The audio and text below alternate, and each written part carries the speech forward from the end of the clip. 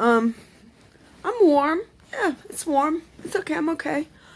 So I guess to try to keep this short, the idea is that a long time ago they came up with the whoever has the most toys when they die wins, and it's like a joke. So I've been through situations of being poor and homeless, and also it's unusual, but I've been in a millionaire's jet plane going different places like the Cayman Islands and stuff like that. And I will tell you, it's kind of like Howard Hughes. He was miserable, but he was wealthy. Um, I feel like universal health care, if it's quality and you don't have to wait 3 years to get a tonsil out or something,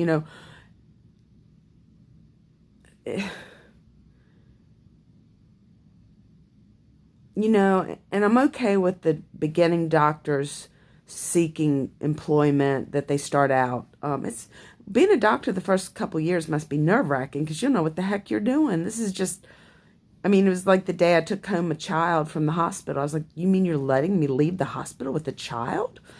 I don't even think I qualify for an SPCA animal in the income bracket that you're looking for.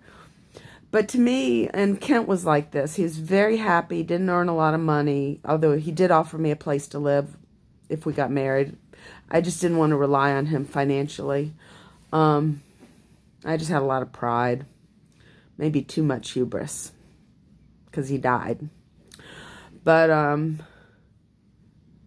if we can take the egocentric idea out of, well, to me, it's like everybody has a purpose and something we're really good at and skilled at. And when you do that work that you're good at and skilled at, the time you spend doing your work is beneficial because you feel good and you're probably doing something to help people. You get these big corporate executives that are cutthroat and they're not really doing things to help the environment or anything like that. Maybe it's a mattress guy and he's like making hundreds of thousands of dollars selling polyester mattresses that are going to go in the landfill, or the plastic carpets. Maybe they didn't think about it, but maybe you could grow bamboo and hemp and then you could get in a business where you would be helping the environment as a corporation, so you'd feel good about your job. There's something to power, something about having power, but power corrupts. It does corrupt. And I like to hold myself accountable with my artist friends. I'm like, well, it's okay. I did read ethics. I've read Plato and Aristotle and Socrates, who's the general captain of, like, I'm going to sacrifice my ethics or my life for what I know is right. Because if I back down, it's not going to be good for people. They're going to believe there are Greek gods like Neptune. And I'm like, oh my God, the Neptune is at the VMFA. So I believe, I'm a believer. My first daughter and I used to joke about, because I always taught them Greek mythology. I had the Delaire's book and stuff like that. And she said, Mom, what if we die and we go up there and there really is Zeus and Hera? But Saturday Night Live does a really hilarious sitcom on Greek gods. Everybody's got to see it. It's so funny. It's just, that is the basis of our constitutional thoughts, the right to happiness.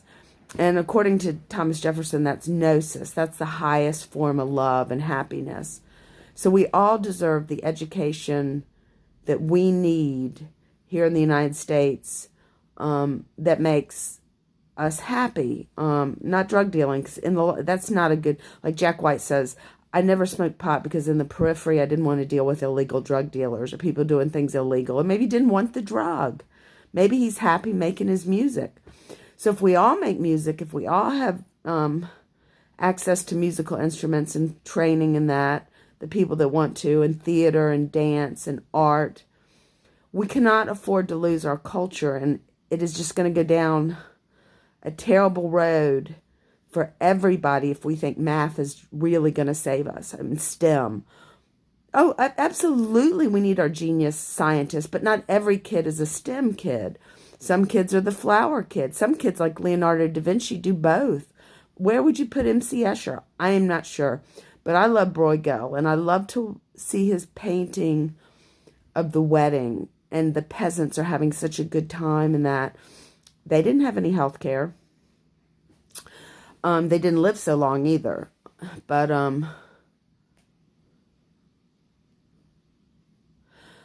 Cancer's come a long way, but we still have a long ways to go. And I don't know if there's elements in our environment that are causing cancer to be prevalent.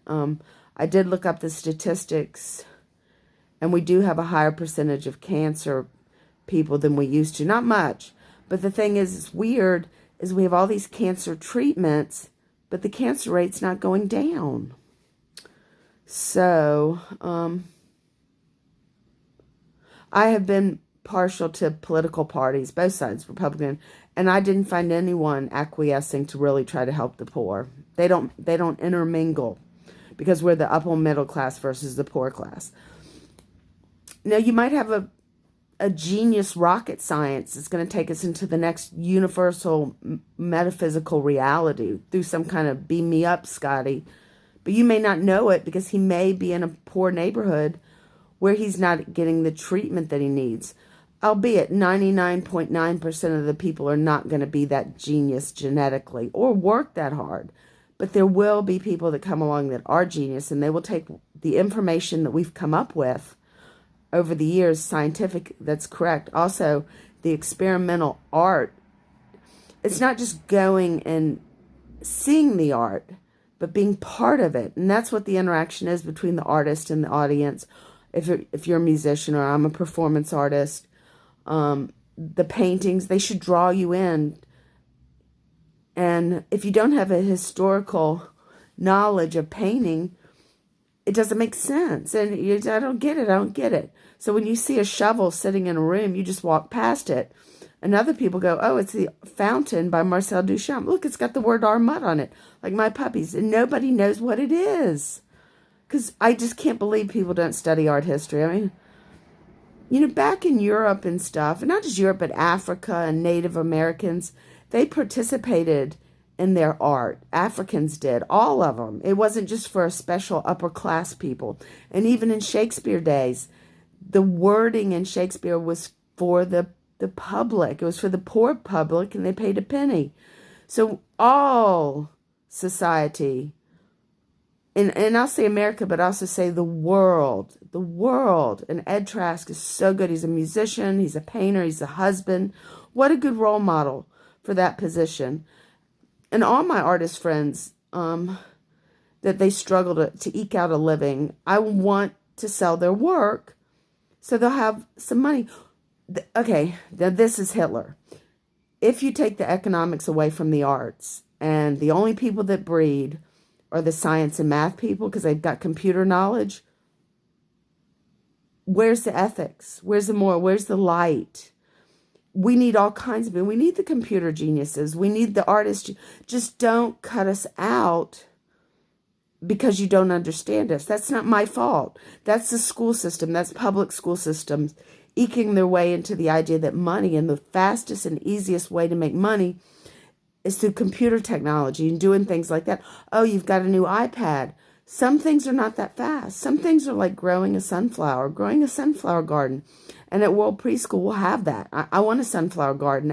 I want the magic of botany and zoology and things like that.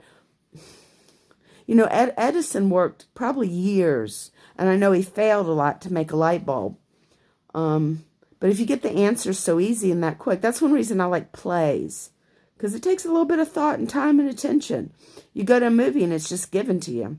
I'm sorry, Depp. I know you're a good movie star and you inspire a lot of people, including me, with your message.